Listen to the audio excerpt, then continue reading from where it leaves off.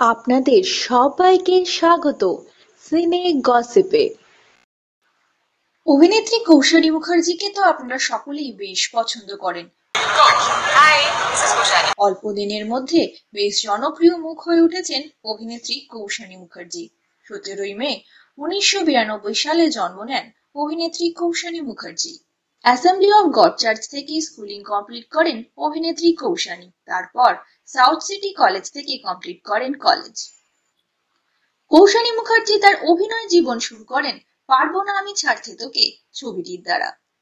চলুন বন্ধুরা, জেনে নেওয়া যাক আপনাদের প্রিয় অভিনেত্রী কৌশানী মুখার্জিকে আরো কাছের থেকে।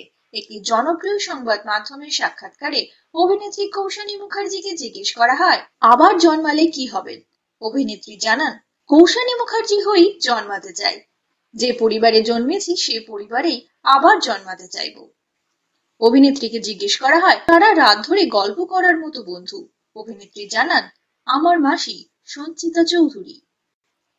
অভিনেত্রীকে আরো জিজ্ঞেস করা হয়, কার কোলন বানিয়ে বাড়িতে রাখতে চাইবেন? তিনি জানান, সলমান খান, আমি ওর ডাই হার্ট ফ্যান। অভিনেত্রী কৌশানী মুখার্জি অ্যাকচুয়ালি শব্দটি বারবার ব্যবহার করেন।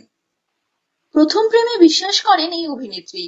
সাক্ষাৎকারে তাকে জিজ্ঞেস করা হয়, প্রথম দর্শনে প্রেম সম্পর্কে আপনার কি মতামত? তিনি বলেন, হয়তো প্রথম দর্শনে কাউকে ভালো লাগলে সেটা পরে প্রেম অবধি পৌঁছতেও পারে।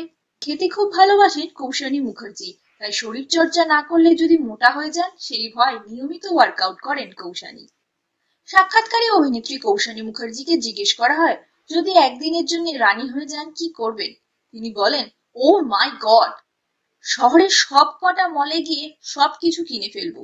কি বন্ধুরা, আপনাদের প্রিয় কৌশানী মুখার্জির অজানা কথাগুলো জেনে আপনাদের কেমন লাগলো? আশা করি খুব ভালো লেগেছে।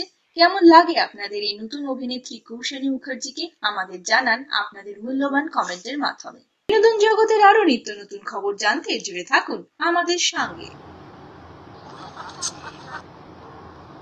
আমরা হলাম সিনে গসিপ। জুড়ে থাকুন আমাদের সঙ্গে।